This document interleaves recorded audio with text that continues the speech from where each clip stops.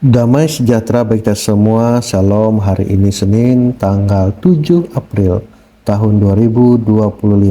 Bersama saya Pendeta Heri, kita akan mendengarkan firman Tuhan yang terdapat di dalam Alkitab Perjanjian Lama, Kitab Keluaran pasal 40 ayat 1 sampai yang ke-16. Sebelum bersama-sama kita membaca dan mendengarkan firman Tuhan, mari kita berdoa. Bapa di sorga, terima kasih atas segala penyertaan-Mu dalam hidup kami. Saat ini kami dapat dibangunkan dalam keadaan sehat, tidak kurang satu apapun juga. Dan kami akan mengawali hari ini dengan berkat dan tuntunan Tuhan. Dan terkhusus kami akan mendengarkan firman-Mu saat ini. Biarlah kami boleh mendengarkan firman-Mu, seraya kami juga boleh menjadi pelaku-pelaku firman-Mu. Kami serahkan pemberitaan firman-Mu, demi dan di dalam nama Tuhan Yesus Kristus kami berdoa. Amin. Kitab Keluaran pasal 40 ayat 1 sampai 16 dengan judul perikop Musa mendirikan kemah suci. Terkhusus saya akan bacakan ayat yang ke-16. Dan Musa melakukan semuanya itu tepat seperti yang diperintahkan Tuhan kepadanya. Demikianlah dilakukannya. Amin.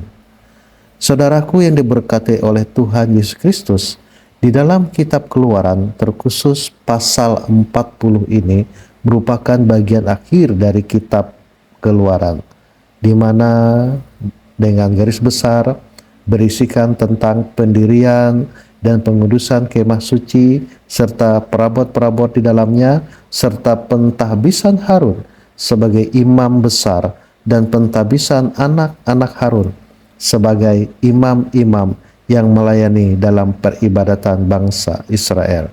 Dan terkhusus saat ini, saya akan membawa kita dalam satu tema, yaitu melakukan perintah Allah dengan tepat dalam ketaatan. Saudaraku yang diberkati oleh Tuhan Yesus, hidup dalam ketaatan tidak mudah dilakukan.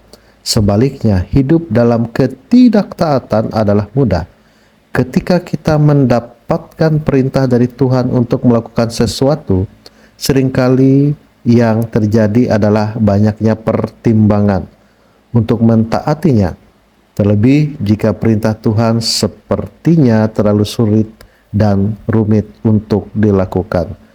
Dan dalam nas kita saat ini, ketaatan Musa didasari oleh kasihnya kepada Allah.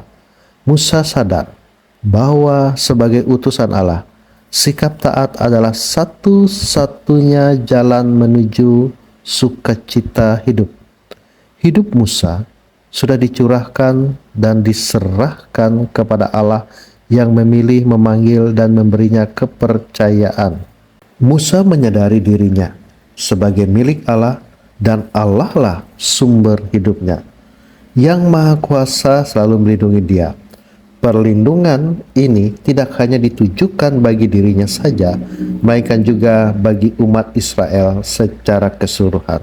Saudaraku yang diberkati Tuhan, ketaatan akan kasih Allah menghasilkan berkat yang berkelimpahan. Hal itu dialami sendiri oleh Musa yang senantiasa taat kepadanya. Ia mendirikan kemah suci sesuai dengan perintah Allah yang dilaksanakan secara lengkap. Saudaraku, berbicara mengenai ketaatan, ketaatan harus dilakukan dengan kasih dan dihadirkan kepada semua orang. Di dalam kasih selalu ada kebaikan.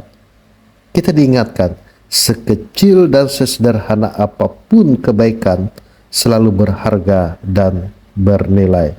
Saudaraku yang diberkati oleh Tuhan Yesus, kita sebagai orang percaya, marilah kita terus-menerus mengoptimalkan hidup dalam ketaatan, dalam iman, kebaikan, dan disinilah kita harus tetap mengembangkan cinta kasih, sebab cinta kasih Kristus yang menjamin kita hidup dalam kesempurnaan. Saya teringat akan satu lagu yang akan mengingatkan kita yang berbunyi demikian: jangan gadaikan Yesus, jangan jual Yesus, tetapi kita tetap setia dalam setiap apapun tantangan hidup kita.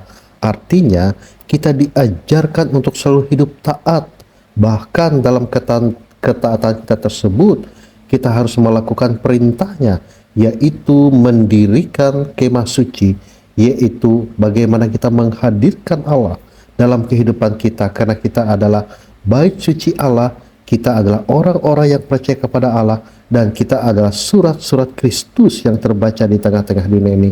Oleh karena itu pun, apapun alasannya, jangan kita jual Yesus, jangan kita gadaikan Yesus dalam kehidupan kita demi untuk kepentingan pribadi kita, demi untuk kebahagiaan kita di dunia ini. Tetapi kita selalu diajarkan bekerja, berkarya, dan melayani, dan tetap hidup taat setia kepadanya, sehingga kita beroleh mahkota kehidupan, hidup kekal bersama dengan Tuhan Yesus Kristus.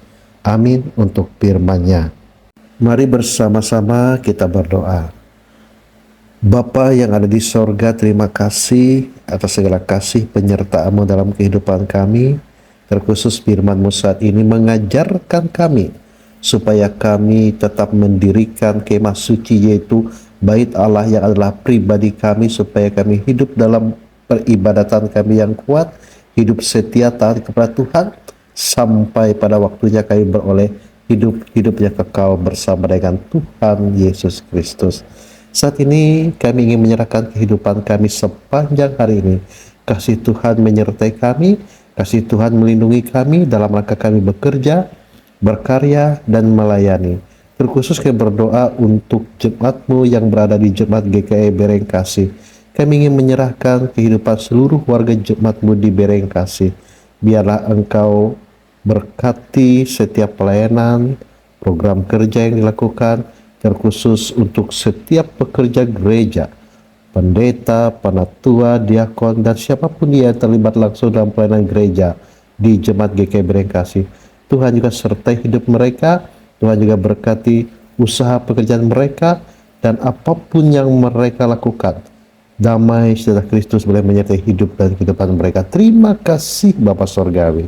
Inilah kehidupan kami serahkan doa dan permohonan kami ini hanya di dalam satu nama, di dalam nama Tuhan Yesus Kristus yang adalah Tuhan dan Juru Selamat kami, yang telah mengajar kami berdoa bersama demikian.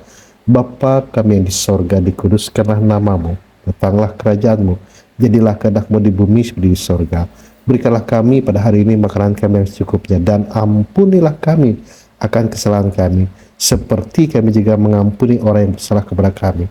Jangan bawa kami ke dalam pencobaan, tapi lepaskanlah kami daripada yang jahat, karena Engkau yang punya kerajaan dan kuasa dan kemuliaan sampai selama-lamanya. Amin.